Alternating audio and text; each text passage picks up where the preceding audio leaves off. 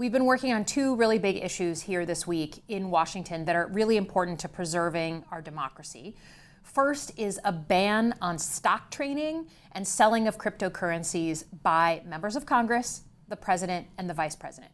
We had a really spicy hearing, a bipartisan hearing, where we talked about banning members of Congress because the perception is that members of Congress have access to classified and confidential information here by being a member of Congress. They get that information and then they go and trade stocks based on that information. It's giving them access to something that the average American doesn't have access to. We saw this, right after a bunch of COVID briefings that members of Congress got in 2020. We saw a flurry of stock trades by members of Congress who had gotten that briefing. More recently, President Trump brought a bunch of Republican lawmakers to the White House to brief on his tariff plan, on his Liberation Day plan.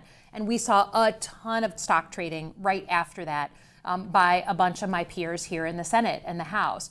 We want to ban that because we never want our constituents to think that people up here are enriching themselves by being a member of Congress. And we know that there's a real perception out there. So that's a bipartisan bill. It passed through committee, and we're hoping that it can make it to the floor, but that should be a no-brainer.